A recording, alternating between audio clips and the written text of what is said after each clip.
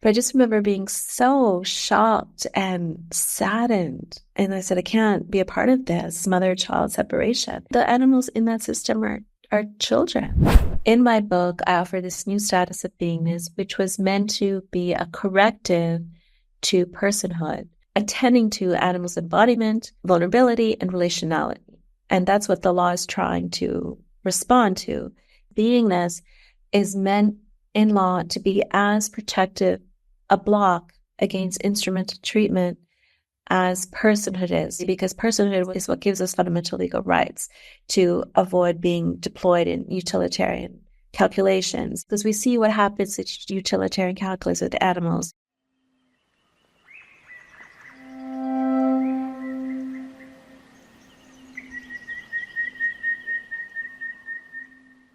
Good morning, Maneesha. How are you? Yes, I'm nursing just a little bit of a cold, but generally just fine, and coming to the tail end of a wonderful and very privileged opportunity to be in Switzerland, in Zurich, for my sabbatical year. So we are doing very well here. Wonderful. Thank I hope you've been enjoying Zurich, and thank you for pushing through the cold for me. I'm glad you're coming out the other end of it too. So, oh, my pleasure.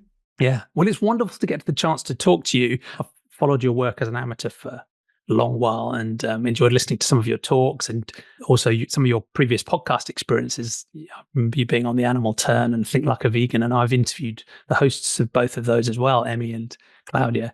And then I read recently your Human Children paper, because I've been doing some thinking about a more sentientist education approach, which I found fascinating. And I noted you also cited 8 of my previous guests as well. So I thought it was about time that we managed to connect. So it's brilliant to get the chance to have a conversation. And as I've explained to you, this is a series of conversations about what I think of as the deepest and most important philosophical questions, and ones that most of humanity sadly still gets wrong. So those include questions like what's real and what's the best way of understanding this strange reality we all share. And just as importantly, questions of ethics, what matters and who matters. And I have an obvious bias because I'm trying to develop and popularize sentientism as a really broad pluralistic worldview that remains open-minded on many, many things. There's so much still to fight over, but it does suggest that when we're answering that what's real question, we should take an approach that uses evidence and reason and tries to understand reality as honestly as we can to try and develop our humble knowledge about it. And on the ethical front, again, it's very open, but it says that at least all sentient beings, any being that has the capacity to feel, to experience things, should be included seriously in our moral consideration. But my guests, some of them agree and some of them disagree. So it'll be really interesting to dig into your philosophical journey and how that influences your work now. But before we get onto those, how would you best introduce yourself for people who haven't come across your work so far? Yes, sure. Thank you again for the invitation to be here. I am a law professor normally at my home institution of the University of Victoria, where I have been for over 2 decades. And during that time, and even before, as a student in the social sciences and humanities, and then going to law school, as we do in Canada, over the course of 2 degrees, and then graduate school, I have thought a lot about, rights issues and injustices, really delving into feminist theory and post-colonial, anti-colonial, or decolonial theory as an undergraduate student. And then that helped, along with personal experiences and family and otherwise, or prompted me to, start considering interspecies justice and really the treatment of animals. And so I started writing about these issues, putting kind of animal ethics questions together with what are seen as human rights issues, or what we might think now in the common term of like social justice issues, and to analyze all these things intersectionally, to consider how different oppressions for different groups, both human and animal, and even other non-humans, are systemically structured and relate and overlap, and also how they might be different as well. And so I brought that kind of theoretical passion into my legal studies and was able to pursue that through research projects as a student, very gratefully for my grateful to supervisors who allowed that. As you can imagine, this was like over a quarter of a century ago when not too many people were kind of discussing animals, and there certainly wasn't what we would call the animal turn in the university.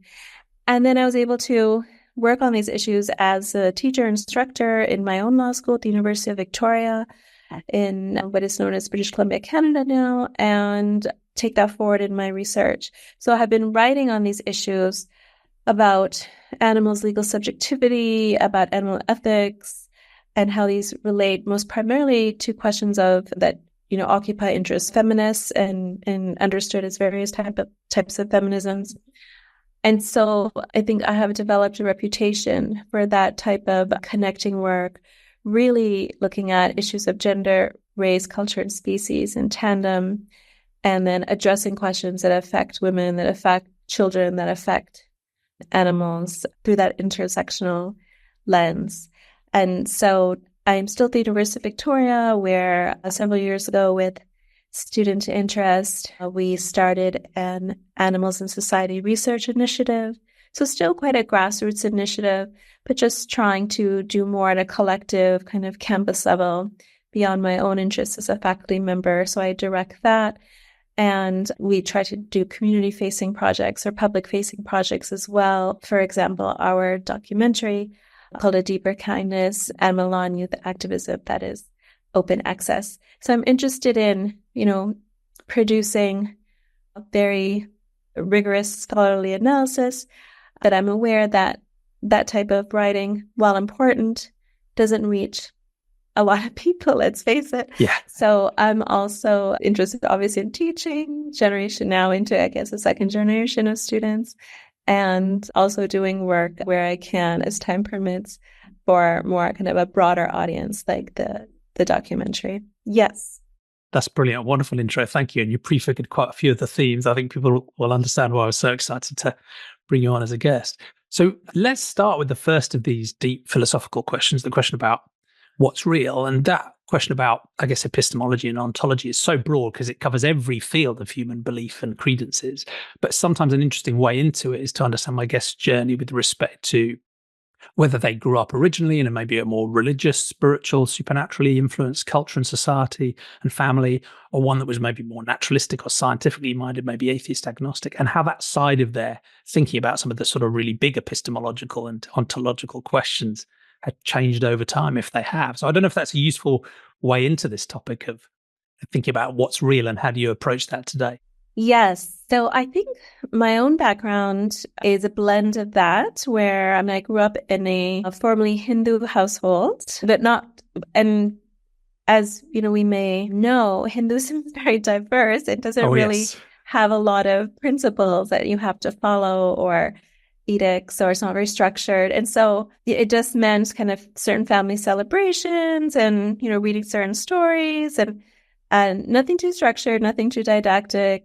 So that was always presented to me, especially through the children's stories. That's how I learned most about it. And then in university, I took some structured courses about Hinduism and Buddhism, where, and like in Hinduism, you have, all these gods and goddesses, and quite a few of them are multi-species in terms of formation. I think most people in the audience will be familiar with Lord Ganesh, the one that has the elephant head. So I always looked at that as was presented to me as myth and kind of, just as a religion. And I was also then influenced by, I guess, the whole kind of ethos of education and getting an education and then, learning in a very structured way. And that was important. So that, of course, then introduces you to kind of modernist scientific views and secular views very quickly as well. So I would say then that helped create, alongside with my own kind of personality and disposition, a mindset where I approached kind of the world in a more secular, like atheist frame, I would say. Atheist understood as like being compatible with Hinduism in the sense of like not really believing in these gods and goddesses, but somewhat, happy that these stories are there and these narratives are there and learning about kind of the diversity of thought that it brings up. So I am more inclined to think, for example, that when we have a physical sensation or emotional sensation, that it's real, that pain is real. For example, that suffering is real, even if it's psychological, because the kind of more institutional, let's say scientific forces tell us these things are real. At the same time, once I entered university, then I started becoming more exposed to social constructionist theory and the importance of language and how language shapes our reality, that we cannot access kind of whatever it is we think of as the world or reality without mediating that access through concepts, through language. And so I'm also very influenced by that school of thought that says we can't really know something 100% for certain because it depends on how we frame it in the interiority of our mind, which of course almost always depends on language. At the same time, especially when I became like a mother myself, I had biological and interrelational experiences with my, infant, also while pregnant, that I felt weren't based on language. And so this is the first time that I really kind of had a personal experience of contesting what it is I had so naturally, quickly imbibed through my university studies in the world of humanities. So I think it's a bit of both. And we know that a lot of pain scholars, for example, say that pain just eludes language, where we cannot communicate our pain to another in the proportion that we feel it. And in an interesting way, I feel like this tension, and in just talking about it with you now, Jamie, like, has made me also be so like responsive to pain, not just in myself, but in others, regardless of whether one is human or not, which is what really motivated my interest in social justice issues at the human level early on. And that really motivated me to consider those outside of the human category and the pain and suffering they're experiencing. So, and I'm not sure if, I'm one of these overly sensitive people. I think there's a new psychological term for that. But probably if there is, I'm very sensitive, and it affects me deeply when someone is in pain and suffering. And that's not to say that I do things about it as I should. Certainly in my immediate circle, I try and can. So all of it to say that I think that the pain and suffering and that flows from the violence that is so ubiquitous in society against animals and others is real. And we don't need language to say that that's real, but the language we use to process it, of course, affects how we think about it and how we respond to it. And of course, a prime example right now is the situation and atrocities in Gaza. And of course, also related to animals, that we don't see what's going on in animals in terms of the numbers that they are killed as we're speaking as an issue, because we use language to mediate that type of violence, so we don't see it as violence. Yeah, thank you. And I think there's a lot of power in that social construction perspective, because our sociality and our language that we use as part of our sociality clearly does have such a strong influence on how we think. But I like the way you describe that, and that it's not everything. So maybe it's not like everything is socially constructed in terms of our perspectives. Maybe it's cognitively constructed. And with some beings, a lot of that is social, and with some others, it isn't. It's pre-social or non-social or non-language. A non-human animal or a human infant might not have much sociality or language, but they can absolutely still cognitively sense things, and that stuff is salient as well. So, and that's partly been one of my hesitations about social constructionism, is there is a risk that it restricts valid perspectives to those beings that are social. So, if a human being doesn't have social connections, or if a non-human animal isn't capable of having things we regard as social, does that mean we, disregard their perspective completely? I'd say no, not at all. So I like that idea of it being broader than just social construction. It's more cognitively constructed. But I also like the way you balance that, because one of the criticisms of some socially constructed perspectives, and sometimes some aspects of critical studies, is that there's a worry that they take positionality and social construction so far that you risk losing a connection with reality at all. And you could almost get to a position where individual beings have almost arbitrary beliefs and credence and viewpoints, and there is no standpoint from which we can evaluate or assess or even cooperate together, because we've just sort of drifted off into solipsism.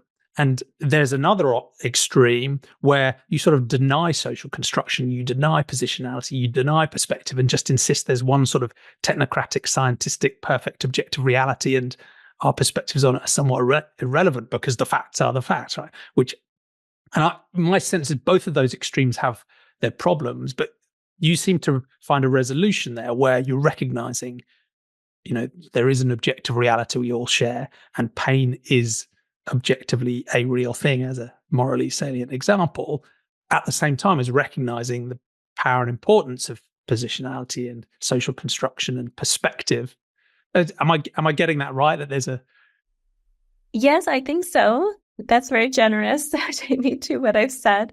And it does mirror, what, yes, I've increasingly come to believe. I think as a younger person, just out of university, I would have said social construction is 100% of everything. And now I wouldn't take that view. Maybe it's 90%. But in terms of bringing it down to the level of kind of debates and perspectives and positions, yes, I would agree that those two polar opposites aren't helpful. What I would say is that, well, of course, positionality is important. It is not the end all be all, and that we shouldn't judge perspectives solely by whoever's saying it and what we think their position must be or their lived experience must be just because of an identity, or even take lived experience as the end all be all of truth or a way forward on a particular issue. I really think, because it just results quickly into conflict and stalemate. And for example, if we really want to, heed the call of political scholars about, into our democracy and into the legal order, really integrating the perspectives of animals, we know that there's always going to be some inability to have an animal position because we are human, right? So it's unavoidable, yeah. Yes. And so we need to be able to tolerate, for example, humans speaking for animals, even as much as that is problematic. That's just inevitable in that type of, animal-friendly, anti-anthropocentric pursuit of trying to make our institutions actually more responsive to their interests and their needs. So that's just but one example of, how a strong position on saying that only someone with a particular life experience can speak about something is not helpful.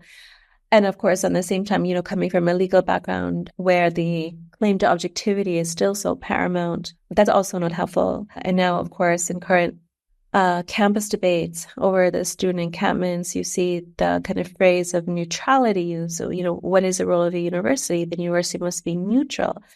And so I think that is also not really advancing kind of any de-escalation or resolution or negotiation or conflict resolution forward, because that's a particular view of neutrality that doesn't really understand kind of the critiques about traditional ideas of objectivity. My sense is that there's a few ways that claim of neutrality can go wrong. One obvious one is that you say, well, neutral is whatever my stance is, because I'm right. Another is to say neutral is amoral. I find that really bizarre, right? Neutral is just not to care about anything at all, right? That's not neutrality in any good sense anyway. So it's interesting how that is used. And you can see it used in the media too, right?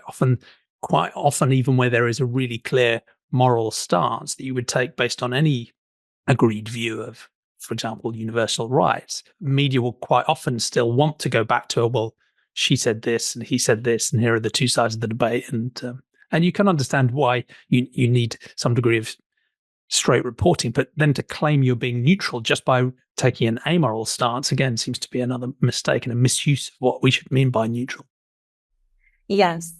So, I think all this to say that for myself, I do think that there are things that are real and that we need to attend to where they're adverse to make them go away.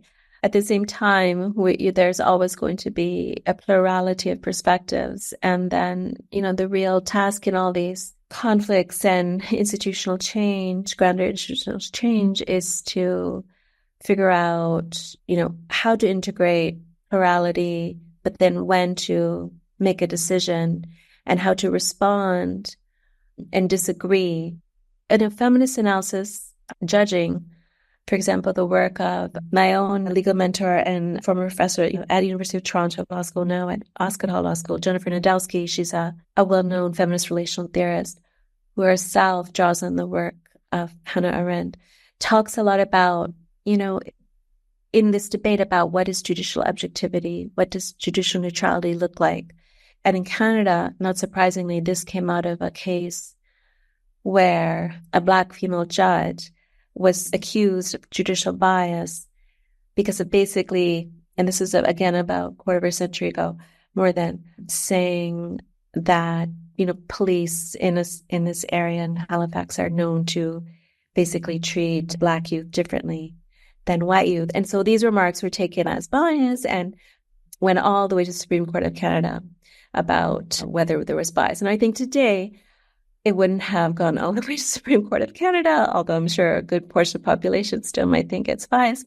But the point is that in this case, you had a mix of views by the judges at the Supreme Court, and several of which, including, well-known and publicly identified feminist judges who drew on this type of theory, of relational feminist theory, to say, the task of judging, making a decision is, not to agree with everyone. That's impossible, right? And it's not to kind of demand that objectivity means we don't bring ourselves into the courtroom or to deny that we have some type of social positionality. It is rather to listen to the different perspectives and then make a decision being responsive to those perspectives. And responsive doesn't mean agreeing. It means where you're going to disappoint or you're disagreeing with, X, Y, Z members of the community, you need in your reasoning to explain why and to give, reasonable reasons for why you chose a different route and think that that's better, rather than hanging on to, say, a myth of objectivity as kind of the barometer for, what should be said and what shouldn't be said. So I still think this is a case I still teach in my own course. And I think it's just useful for even non-legal type of decision-making. And this idea of going back to what is real, I have a perspective, this is my truth, what about others? And then thinking of how to have a collective decision. Of course, we know that this is very hard to do, especially as more and more public debate has become so uncivil and vicious and basically, lacking compassion or empathy. So it's very hard to do. But as a university professor, I find it as my job, as I need to model this to the, younger generation. Of course, we have a lot of mature students who are wonderful and also help me model this, I think. And of course, we have younger generation members that are able to do this. But in where you see a culture shaped by social media and other factors where, the students are reluctant to speak on anything that's remotely controversial, let alone anything that really is controversial,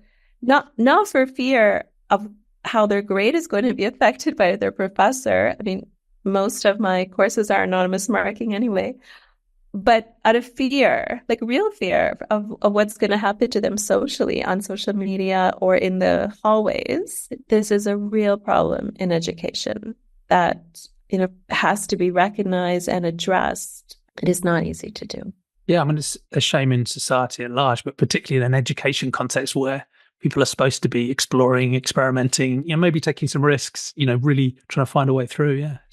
Yes. And I guess the balance I've found on this epistemology thing is, one, I'm pretty confident there is an external reality out there we all share. I'm pretty confident there is one, and I'm not just a brain in the vat. But at the same time, I completely recognize that I will never have perfect knowledge of that because I'm an evolved animal with a certain senses and a cognitive capacity that is evolved. And, I'm never going to have a perfect connection with reality. It's always going to be mediated both through my senses and then through language and social connections and so on. So my own cognitive perspective, my own positionality itself is part of that objective reality. I think I exist, and I think my perspective is a real thing in my own head. even when it's wrong. So I guess where that then takes me to, that sort of resolves this idea between, is there reality or is it just constructed? I think the constructions are real too. And that also plays into, I think, some of the challenges you were talking about in terms of politics, but we can see it in misinformation and disinformation and conspiracism and the sort of messy, often pointless discourse that goes on. Because on the one hand, I think the constructivist approach is really useful because it insists we take perspectives of others seriously. We genuinely try to understand them. And as you were saying there, hopefully we try and do that with compassion, even if they're difficult views. But it doesn't mean we abandon objectivity or our own stance just to the arbitrary views of others. There is some sense of an underpinning rationale or reason or reality that we are, still does give us the ability and the right to form judgments and not just to drift into a sort of complete relativistic free-for-all, right? So that's sort of the sense that I've got. But I think there's some echoes in the approach you take there too. Yeah, I would never kind of endorse relativism for any type of question of justice. I always want to maintain that, to address injustice as something real when it occurs. The challenge is, of course, in the different perspectives of what counts as injustice. Of course, right? We see that in relation to animals, and we see it also in relation to humans and other beings. Well, that's a perfect segue into the next questions. And you've touched on them already. So it's always a little bit artificial to separate, the what's real from the what matters question. And some people really like to insist there is this sort of is-ought distinction where they're completely different fields. But I think in reality, for most people, there are some links. And I'm not sure how you could ever ground a morality that isn't connected in some way to our understanding of reality. So, but you've indicated already that it's very hard to talk about one without talking about the other. But the next question, I guess, is about what matters. And if you like, we can combine that with who matters. And you've talked about some of maybe the raw materials of your ethics there in ideas of justice that were salient to you quite early in your academic thinking, the salience of pain and the feelings of others and your personal sense of empathy and sensitivity to those things too. So again, I'm interested in your sort of philosophical journey, even from as a kid, about how you started to think about the real raw material of ethics, if you like, right and wrong and good and bad. What do those sorts of things even mean? And how have you come to think about that stuff now as you've developed sort of critical studies or a feminist care approach? Or what's that journey been like in terms of the base root of ethics? Yes. So as a child, probably the largest ethical kind of notion in my head was to be nice and be kind to other children and that's a pretty good starting point. To be polite and respectful to adults, especially elders. And I think then that developed into a sense of like injustice in middle school and then high school the most. But I also remember, growing up like as a child, and this would have been, in the 70s and early 80s in terms of younger years, seeing a lot of images of children starving in other countries. And, like many children have heard from their parents when they may not be eating, who are, located in a globally affluent family, even if that just means kind of middle-class Canada, but relatively speaking, very affluent, have heard from their parents about other children not having enough to eat. And I remember like one story my mom would say, maybe she said it once or twice. I hope I'm not misremembering, but it's still in my mind of this image of one family and 7 children sharing like one grain of rice in India. And that image like always stuck with me, like that, first that's so awful. I feel so sad about that. I'm so lucky. And I think that then developed through, older childhood years, like teen years, and then into undergrad, to this real concern about global disparities between the global north and global south. And I remember kind of just global poverty and learning about it. And it's like, why can't systems change? And here we are, again, 30 years later, and facing the same crisis. And that also, before I really kind of got into this scholarly area myself about like feminism and how that relates to the care of children, like the image of, at this point, the human child suffering just, I think, used to haunt me.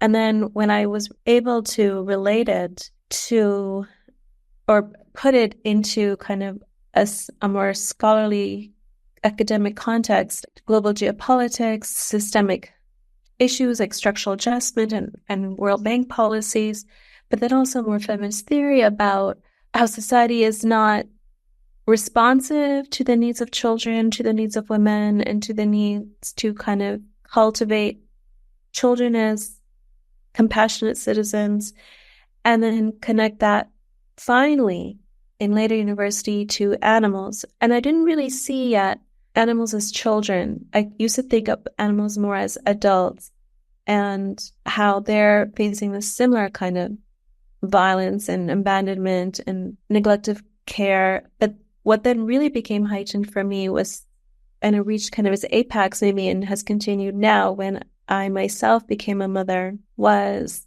how poorly, Western and a lot of other societies attend to the needs of children, and how I, really believe that if human children all grew up with secure attachment, meaning being able to have the good and safe and constant care of an adult that they could rely on and not have kind of what in psychological theory, attachment theory, or, kind of poor attachment models, so that basically they're avoiding trauma, a lot of the problems that we see in society just at the human level would not be there. And certainly then the extension to, beyond human, or even to thinking about humans at such a distance from us that we normally can't process in our moral landscape, right?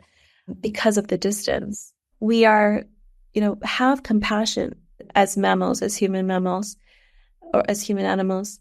Yet then we are subject to cultures, most of us, where that compassion is diluted or actively diminished. And then we start to look at things very rationally, which also means unempathetically, as if that's a mark of proper thinking or proper science or proper law, legal thinking. So presently then, I think I've gone from a child who had these from TV and, stories, concerns about children experiencing famine, like Live Aid was part of my trajectory, and as like a 20-something, I think, or late teens, I can't remember. Yeah, late teens. And that just kind of getting sedimented. And then that finally translated into thinking about animals. And now seeing, really, look at all the industries, we know that agriculture is such the outlier in terms of the number of animals that are processed and killed. And really the animals in that system are children.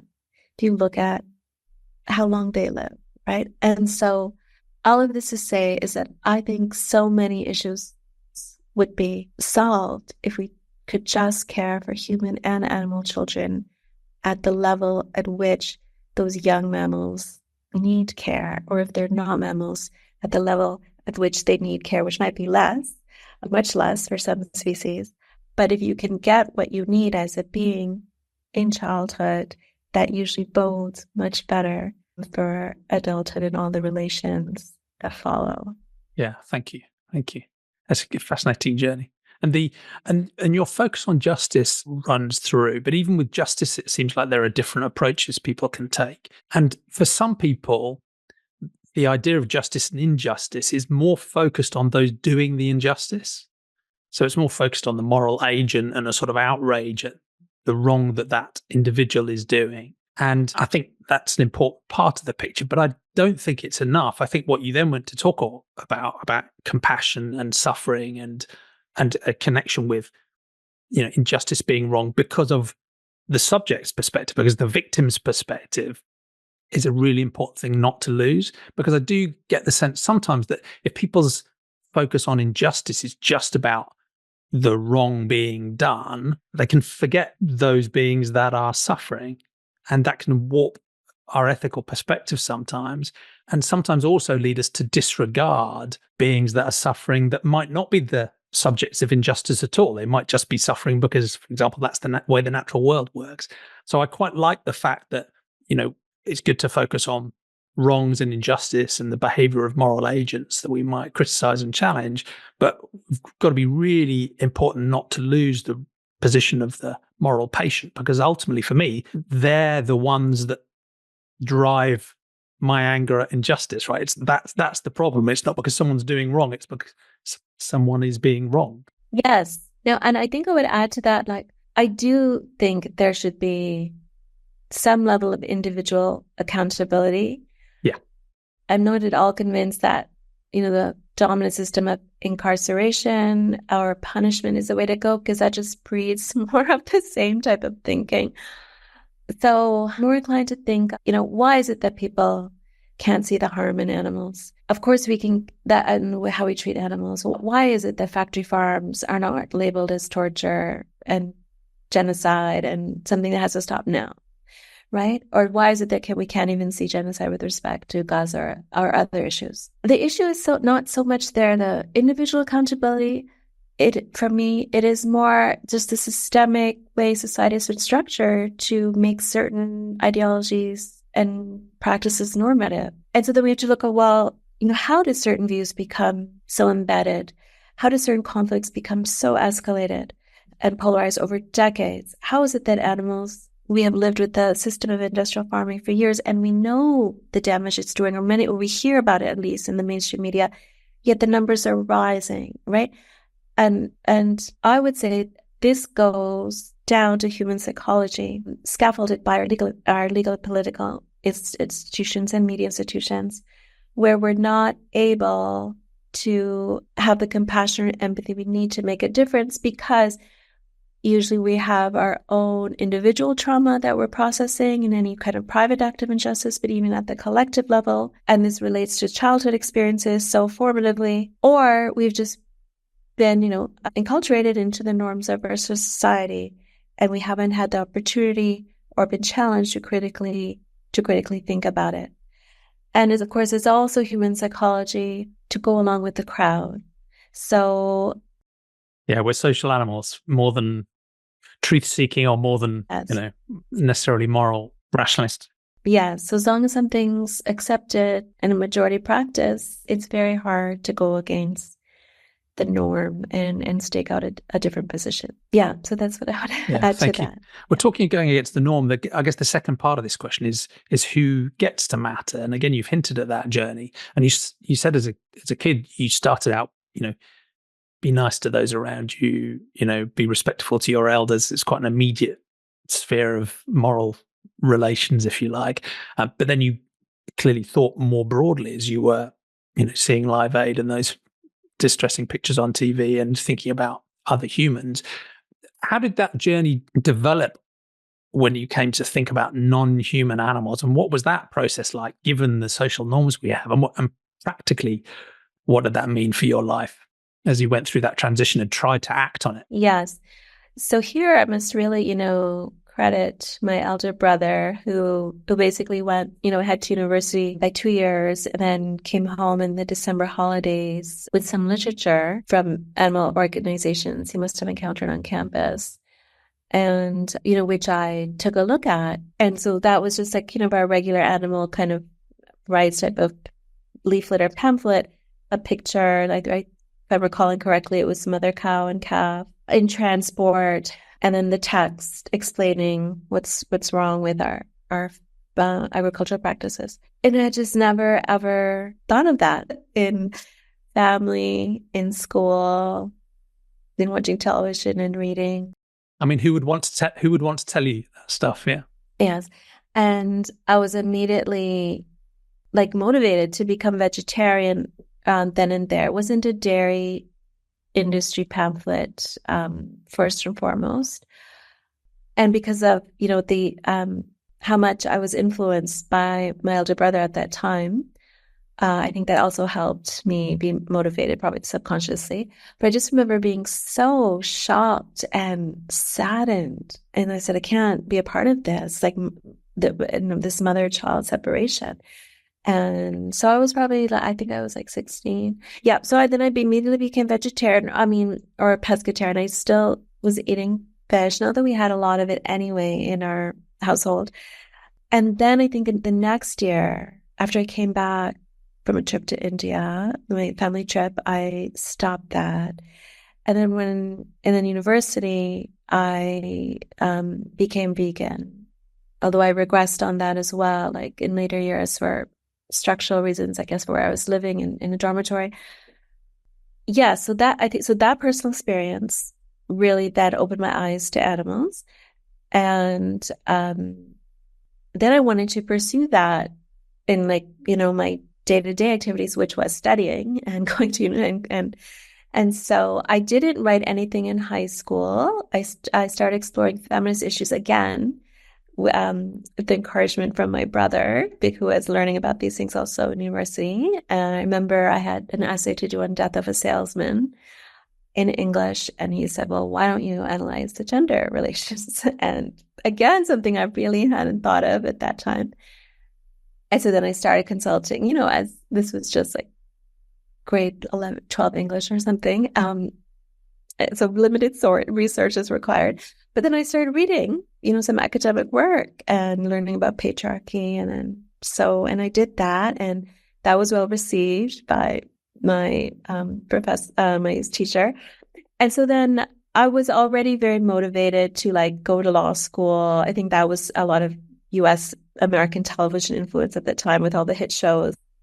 But I had a history of family kind of justice. I was told stories about my maternal grandfather, who was a freedom fighter in India, and how, was jailed for long periods of time and basically worked for free for the farmers and their legal cases and, stood for politics on these principles. So a lot of that was in my mind as well about my mother's side of the family, and even my grandmother, how she became civic actor, even though she had so many children, and to this day in that maternal village, their busts are there remembering them and their role.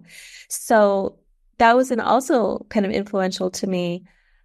And I felt like I had this history of law and justice, even though, of course, being in a middle-class Indian family, going to medicine was the end-all be-all of every academic journey. And I can't say it disappointed my parents, because law was still seen as very, lucrative and you are a doctor. respectable. You are a doctor still, so. No, actually, I'm not. How are you I'm not? Oh, sorry. My terminal degree is a master's. So I was kind of hired at the time where before the norm in Canada switched to a doctorate in law school, because we would do a bachelor's, then a law degree, then the master's.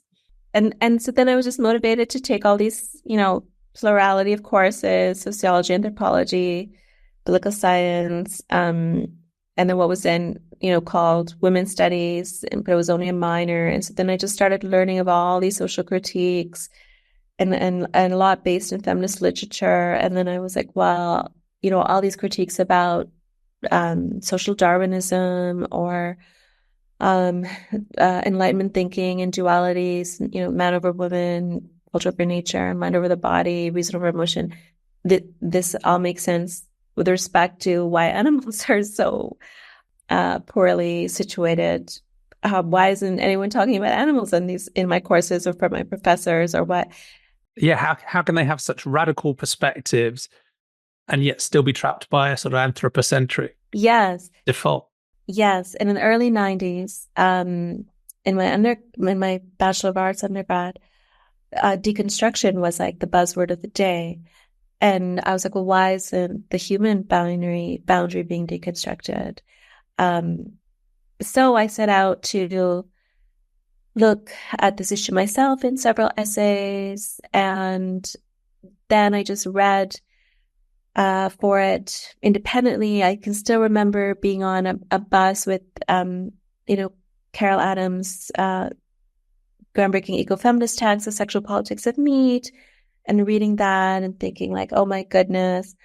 And that was very formative for me. And I'm delighted to be able to participate, I think next year in a tribute to her, celebrating 35 years of that text.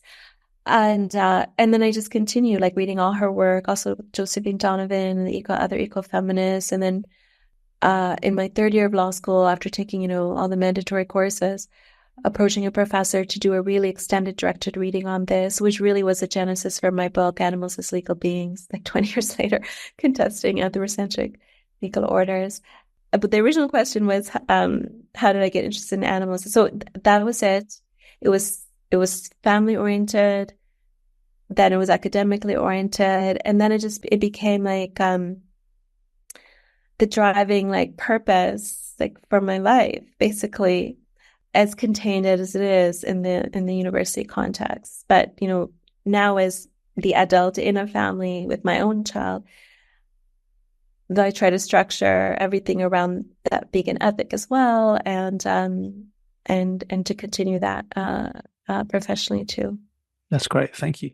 And more formally, this question of moral scope, who gets to count, who gets to be included, is, I find, fascinating. And the classic philosophical choice is anthropocentrism, centered on humans; sentiocentrism, which is, I guess, where I focused on sentient beings, which is, animals is basically a shorthand for that, pretty much. Biocentrism, where people might care about living things even if they're not sentient, classically plants, fungi, or an ecocentrism, which thinks about ecosystems and even the non-living components of that: rocks, rivers, trees, the systems they all comprise. So that's almost like a portfolio people will think of in the philosophical sense about where our moral scope sits. But they might also distinguish about whether those types of entities matter intrinsically in their own right because of their own selves, or they matter instrumentally because of something else. So that's one perspective, and I'd be interested in your views on that too. But I guess in the legal world, where a lot of your academic thinking and your book focused, there's almost a different sets of choices, and it can be more about things like, are you an object or are you a person? And your idea of beingness is one of the ways you've done to sort of break that down. So more formally now, how do you think about who should matter, and how do we set that boundary, and what are the right terms to use to describe that? Yes, thank you for that question, Jamie. So this was actually, the subject of a whole chapter of my book, Animals as Legal Beings, because after I'd made the critique about, Canadian law, anthropocentric legal orders, classifying animals as property and rendering them basically invisible and legal objects versus being a legal subject, and saying, for all these kind of reasons related to vulnerability and responsibility to others and who we're in relations, and concerns about, attending to suffering, I wanted to take on the challenge of saying, okay, well, I've said that the law needs to be responsive to animals, but what about other non-humans? I mean, part of me knew that's a classic response that many animal studies people get. What about plants? And I really did want to take on what about plants? But also, I think I wrote the bulk of this now, probably over 5 years ago, but what about robots? Because there was nascent literature on robots and bots. And now, of course, we would put that into the field of artificial intelligence. And so it was definitely the most difficult chapter to write, because I felt like I was, having to rely less on existing scholarship and really just chart my own course here by assembling different types of things together and saying what I thought and arguing for what I thought. So to go back to your typology there, I did take a biocentric view, and I said that, there should be, ethically, we need to think of all living beings. So I did draw the line against robots and artificial intelligence. I don't know if I would do that now, just now being influenced by emergent scholarship about, I talk to Alexa, I talk to Siri, and Did they come to count as a being? And just kind of people who know way more about computers and software arguing about, what is sentience, and are these elements of our life, counting as sentient? And it's not like my inclination is not to say, is to go into the framework of, okay, this being doesn't count. My inclination is not to say, of course, my glasses don't count. But when it comes to making hard decisions in law or politics or otherwise about to whom do we owe responsibility and whose flourishing do we need to attend to, then such that we cannot maybe want to put everyone on the same plane as a recipient of that type of attention and resources. I would say that we need to, or I did say in my book that it should be biocentered. But I also said that didn't mean, though, that the legal status I was arguing for animals, a new one that I, innovated and suggested of beingness, should apply to other living non-humans. So in my book, I offer this new status of beingness, which was meant to be a corrective to personhood. So if we take, the vast majority of animal law today, the concern is that animals are property in the law and have to stop being property in the law because of what they mean to humans, but also for who they are. And also for how their presence in the world affects us as humans, for example, biodiversity laws, but also, again, for who they are. And this idea of humans not being the only species, even though we're always acting like we are. Okay, so then the usual legal remedy that is advanced, and we see this in test case litigation, and it's been successful in some courts, really in the global south and South America and South Asia, that animals should be persons, legal persons. And in my book, I argued against personhood, again, looking at critical kind of animal studies, but also longstanding feminist concerns or disability rights theory, anti-colonial theory, just about not just the history of personhood, but what as a concept, what is this concept for? And I argue that doesn't bode too well for animals, even if it was formally extended to them, because it kind of has a built-in anthropocentric orientation. So that doesn't seem too helpful for animals. Like, why are we trying to fit animals into this mold, given that courts aren't, or legislators aren't saying animals are persons? So I felt like here we are at the start of really trying to create a new category for animals. Let's not start with personhood. Let's start with something else that is more about not whether animals are like humans, whether animals are rational, whether they have a certain cognitive capacity, which is what personhood is typically about in legal discourse, even as there's no stable definition, and even as corporations have enjoyed legal personhood for centuries. It's still about, this overwhelming idea of this paradigmatic human person who can reason at a certain level and be a good self-maximizer and go about their business as an independent agent. And I said, well, this doesn't make sense for most humans, and it doesn't make sense for animals. At least for animals, we are trying to think anew, let's start with something else. And so I proposed beingness as something that is attending to animals' embodiment, vulnerability, and relationality.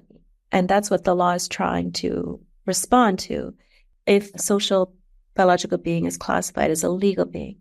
So in this chapter about biocentrism, I said, ethically, we should, of course, care about all living beings, but, to draw the hard line here, and so I defended the line I drew, that plants cannot be legal beings because beingness is meant in law to be as protective a block against instrumental treatment as personhood is. Why do animal advocates want personhood?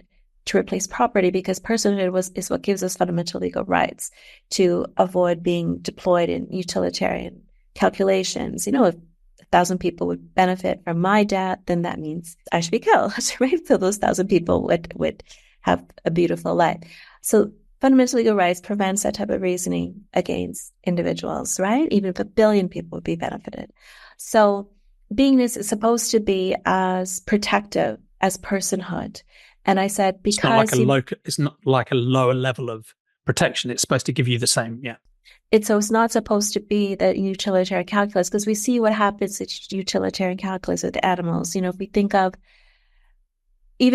animal welfare statutes today as for the animals, and it's not necessarily that they were as when they were first instantiated, you see that they work on a utilitarian calculus that almost excuses every use of animals.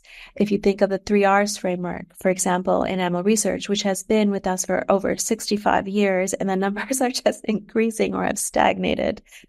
Again, it's like, and you look at the statistics as to research protocols and how many of them are just basically approved, it's just rubber stamping almost any basic research of animals, some purported benefit in almost every jurisdiction gets approved. And so you need a hard stop against this type of anthropocentric utilitarian reasoning about animals. So beingness is meant to be as powerful as personhood is presumed to be, at least theoretically. So that's why I say it can apply to plants, because we're going to eat plants, and animals are going to eat plants as well. So, and that's an interesting stance, because there's a risk some people might apply that logic to animals and say, well, we're going to eat animals, so we can't provide them with the protection. I wonder if there's a risk. Is that a little bit backwards? Because I guess the way I'd go into it is that I'm reasonably open-minded about biocentrism, although I tend to take a more instrumental approach there. The reason I care about plants and trees and also ecosystems is because of their importance to the sentient beings. But I do see that there is a fundamental moral difference between cutting a pig or a fish and cutting a blade of grass or a tree. I wouldn't necessarily do the latter anyway without a reason, but I think there's a foundational moral difference, because I think the pig and the fish are actually experiencing pain and suffering as a result of that. And I don't think the tree or the grass are. So I'd use that as the rationale for drawing the line between, roughly speaking, animals and plants, rather than, well, we're going to have to eat them, so we can't protect them. Am I being sort of unfair about that backwards rationale? Oh, if I recall correctly, a subheading in that chapter of my book was, is sentience the new reason? Like, I had just critiqued reason to the core. Yeah. And then, because this argument is very popular and it has a lot of merit. At the same time, I tried to bring to the chapter, even though I may not 100% agree with those scholars, the critical plant scholars who talk about plant sentience, and show us, right? We know that trees try to help each other. We know that they respond to being cut, and we know that they communicate. A lot of people like denying it, of course. But the point is, if we are, going to take our own kind of pleas to others about animals, about, well, let's err on the side of caution. We don't know what animals are thinking, or feeling, but let's err on the side that they actually do suffer from this. Yeah. And let's not do it. And so I would apply that own logic to plants. Maybe there's a lot we don't know, or we're finding hard to believe, but let's err on the side of caution, and let's err on the side of compassion.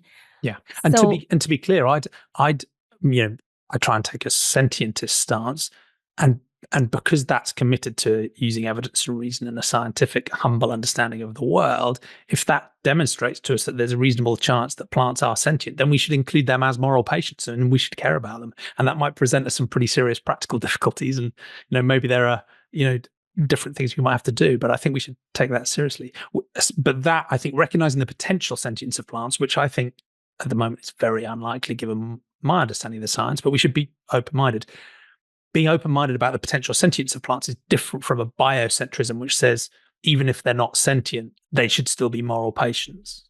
So I'm more open to the former than the latter. I'm more open to maybe they are sentient than I am to saying, are there non-sentient beings that should count as valid moral patients? Because to my mind, the moral imperative for me, whatever our ethical system, comes from an appreciation of and a valuing of the perspective of the other, which implies they have to have a perspective. And I don't think plants or trees really have a perspective. They can communicate and behave in certain ways, but I don't think they have the sensations that you and I are having, or the perspectives that you and I are having, or that fish or vertebrates or even many invertebrates are having. But yes, I hear what you're saying. I would just say, for me, I feel like it's not helpful to say like that any beings don't count. Because who are we to say that? But I think that the question, I'm extremely troubled in war, not only, of course, by what happens to animals, but here in Europe, there's a chance to, we've had that privileged chance to go around and see, still standing bombed historic buildings.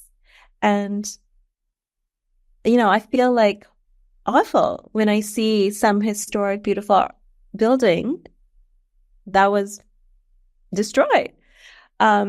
It's through, an anthropogenic force like that. So am I going to attend more obviously to that building or to, an animal suffering on the steps of that building in the moment? Of course, it would tend to the living being. And I think where our laws are now, we need to definitely focus on animals and doing something for them.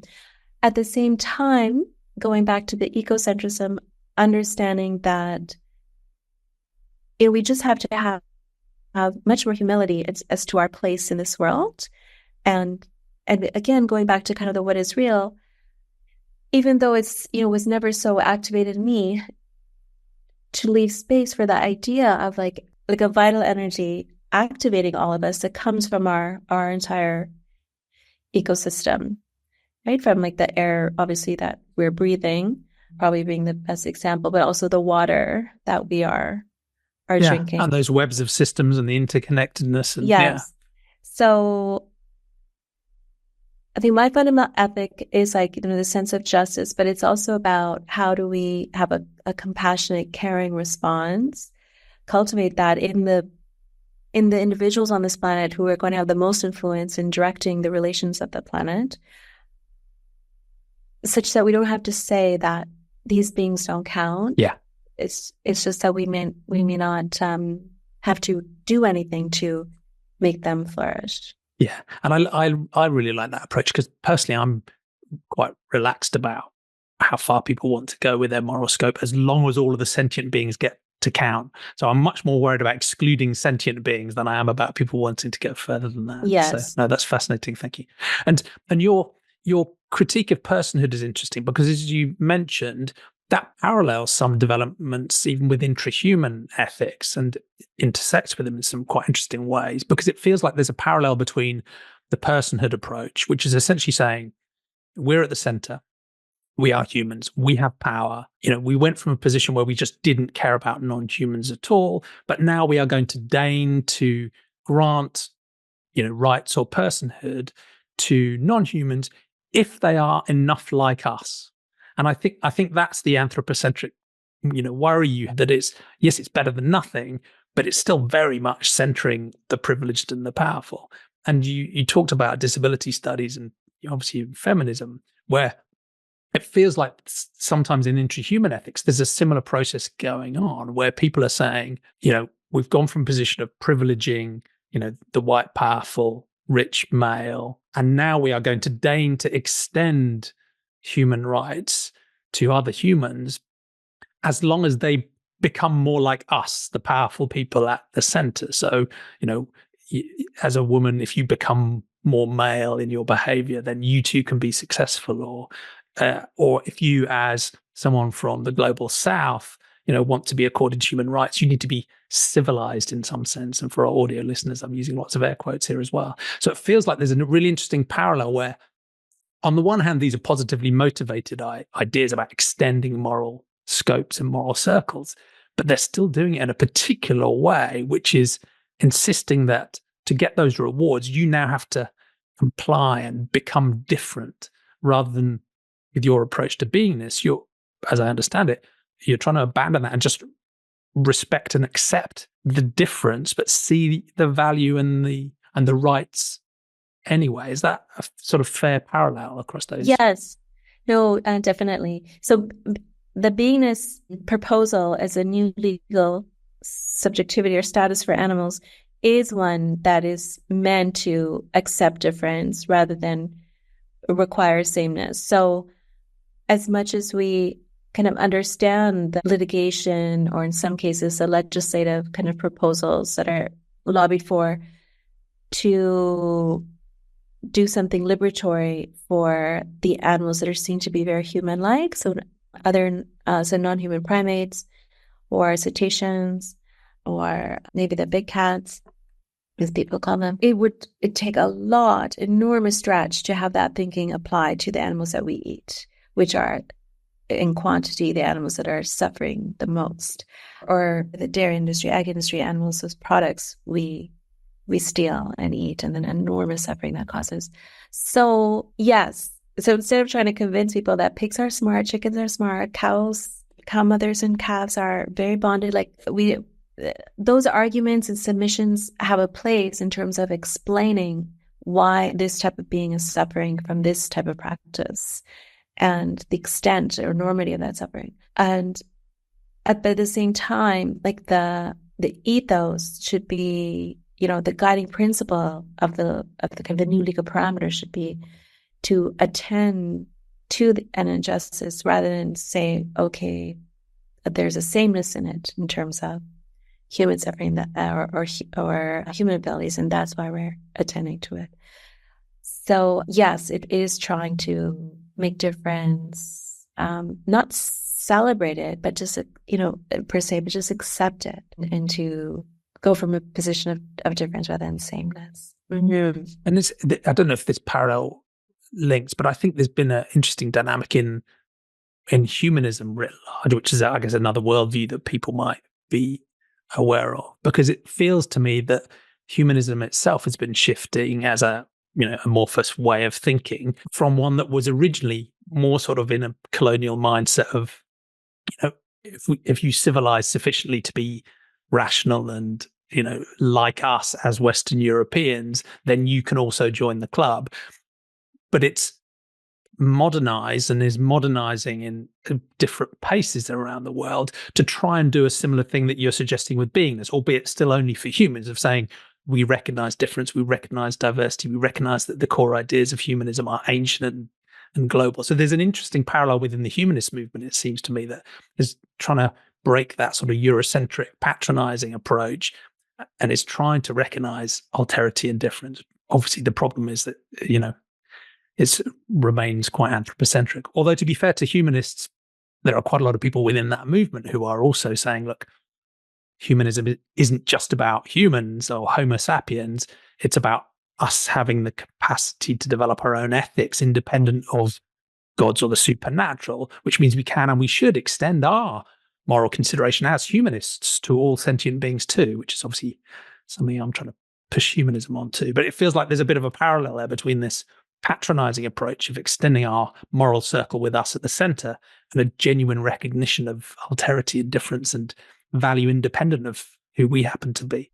Yes, so definitely. Well, I would just mention that for bedtime reading right now with my 9-year-old, we are reading a nonfiction book, as you would say, on migration. So there's, 2 pages on all these amazing animal migrations and just what animals can do. And it's amazing. But yet, right, the dominant cultural narrative is that we're special when we can't do an iota of what animals do on migration and how they can return and continue and travel or in sense. So yes, I do think what you said is on the mark. Mm-hmm.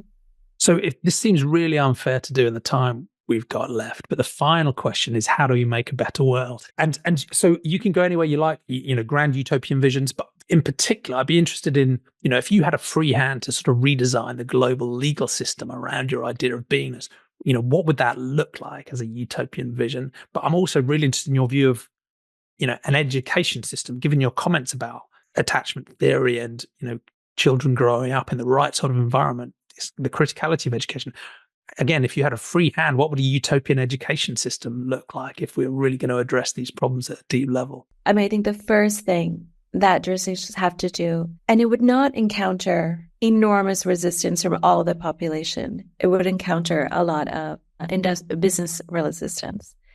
But that's just going to be from certain companies because we know how concentrated the factory farming industry is you have to stop factory farming. You just have to stop it. And also, I think this will actually encounter probably similar levels of resistance, but again, from a certain cohort. You have to, in the short term, society has to, in the short term, I mean that less than 2 years, phase out all animal experimentation, except where it's done, as we do now for humans, to benefit animals themselves. And that would mean consent taking and in different ways.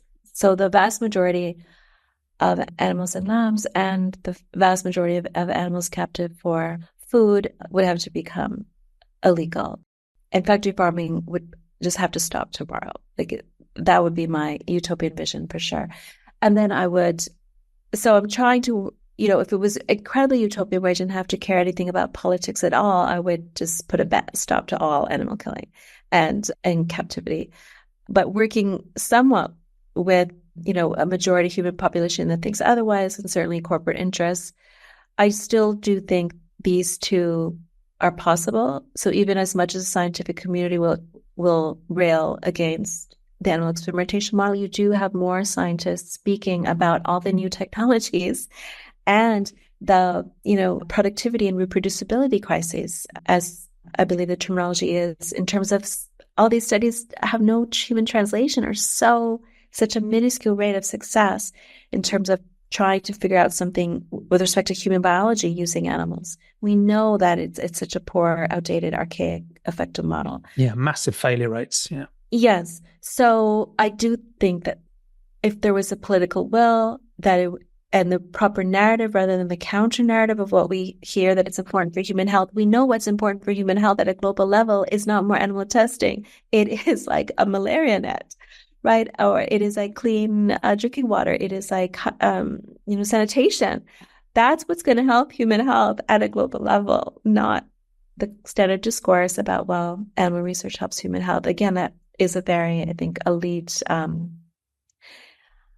presupposition that doesn't get articulated or critiqued. So that's what I would do. On the educational front, I would just redesign the K-12 system, kindergarten to whatever is the last year of mandatory education, to be as anti-anthropocentric as possible, and certainly undo the messages that children get right now, which, can be very quickly absorbed, as they currently are, about animals. When children encounter formal education that is saying something different than what they've heard perhaps in the home before going into formal education. Kids really get this stuff much more easily than adults, I find. Yes, and I think as humans, we are naturally predisposed to caring at least about other mammals, if not all other animals. And children have a lot of compassion, and we know from everything they're exposed to that they identify with animals at a far greater rate, and even see them. I think the psychologist says they see themselves as not human animals, but as animals. And what culture does is, as I mentioned before, is to dilute and then diminish or obliterate that compassion.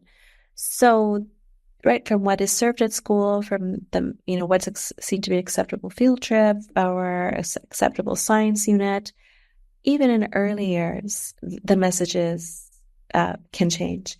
And then we would, ideally even try to support parents in their kind of private households before formal education to learn about what's wrong with, humans dominating animals, just like we might do a public education campaign on public health, or, what's the importance of washing your hands. So, we have a lot of normative messages that are political, that we just think of as background now, and the same can be said for, or can be done for animals. But really, and that's why I did the documentary that is open access, A Deeper Kindness.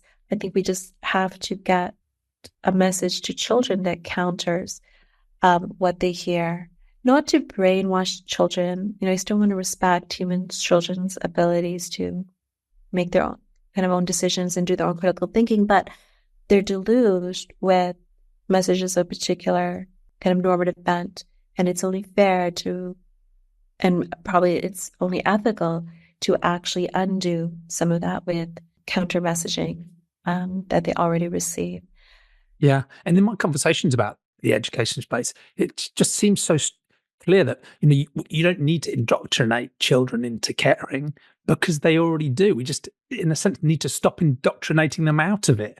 It's we need to.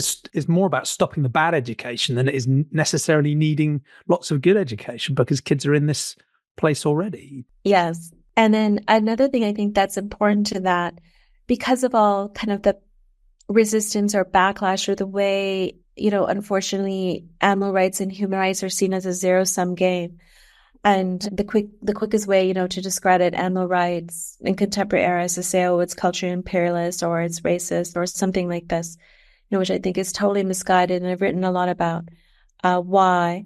It goes back to what I said earlier. I think, all human children, for them to, to have their best chances going forward, but also to have society to be the best it can be going forward and to care beyond the human going forward, need to be cared for as especially as young kids, right? Such that they're not experiencing trauma that stays with them, and then impedes their ability to respond to others either human or animal others in an empathic, compassionate way. So I really think all societies need to be structured so as to really focus on those early years and avoid the ubiquitous childhood trauma that is still with us and just has all the repercussions we know that it does. Thank you. And there's real hope there, because that compassion for each other can help other individuals then be compassionate. And as you say, there's a win-win in extending our moral consideration to non-human animals too, that even selfishly benefits us humans. So there's a potential there to tap into, and a sort of latent underlying childlike compassionate ethic, I think, that gives me hope too. So, well, thank you. Yes. It's been an absolutely fascinating conversation and an inspiring note to end on too. I should let you go. But is there anything else you want to add into the conversation before we finish up? But also, how can people follow you, track your work? I don't know how excited you are about social media. I'll include links in the show notes to A Deeper Kindness and some of your papers, of course. But I'm afraid I'm of that age, Jamie, where I'm not too excited about social media, and I don't really probably know wise. how to do all of it. And quite frankly, I don't even know how I would schedule into my day the amount of time that people, I think, need to curate themselves on social media. The best way to follow my work is just to look at my website at the University of Victoria. It has links to all my personal website and all my papers and upcoming talks. Also, if you do a web search for me, there's a lot of public talks that are available. But really, what I really am so proud of and might get people interested in, just animal law and kind of future directions in general is the documentary A Deeper Kindness, Animal Law and Youth Activism, which is available on YouTube, also from our website, the Animals in Society Research Initiative at the University of Victoria. So again, in a browser, if you put Animals in Society Research Initiative, University of Victoria, or my name, you'll immediately come to this and see all those links, as well as links to my webpage. Yes. It's brilliant. Thank you. And I've just included it on our Sentientist education pages too as another resource. So yeah. Okay, wonderful. Thank you so much, Jamie. Yes. It's a real pleasure. Take care. You too. Thank you for your work. Thanks for being a guest on Sentientism.